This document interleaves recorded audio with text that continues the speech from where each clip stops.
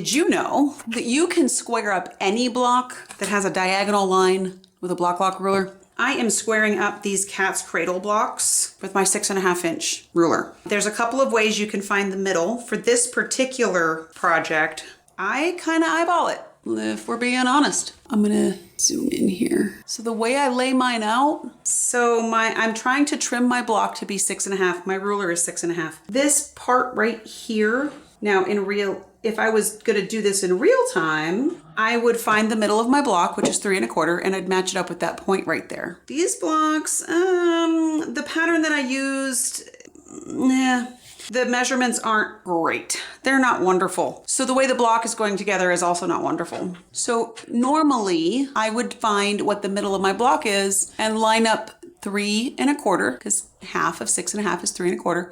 I'd line up my 3.25 there and my 3.25 here. Well, my 3.25 here isn't quite working on any of the blocks. Like, they're very consistently not working. So instead, what I'm doing with this, and I've already trimmed up a whole bunch of them, do you see this square right here? Here's my problem in the way that the pattern was written. The pattern was written less accurately than I would prefer. We'll just leave it like that. So this point right here isn't quite matching up with this side of my cat's cradle block. So what I'm doing is I'm using my Bloc Loc ruler, and I've got that square right there, and here's my cross hatches. I am moving my Bloc Loc ruler along that seam. Now remember, the rule for Bloc Loc rulers is the logo goes on the low side. I am sliding that up and down that diagonal seam so that I can get it squared up. So what I have found to work with this, do you see when I move the ruler, how that square right there, see the tiny little bit of green? When I slide this up and down, see how it's not making a square? So what I'm doing is I'm sliding this so that now there is a square right there. Then,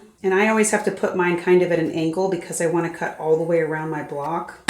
Zoom this out here. Then I am simply trimming all the way around my block. My last cut, I always have to turn it just a little bit, and then I'm repositioning that middle square so that then I can pull the edges off. So now my cat's cradle block is super squared up. Everything's clean, everything's nice. So that's what I did when I got done with these blocks, is I just took my trimmer and trimmed them all down, and they came out perfect. There's all my spaghettis, and there's all my blocks.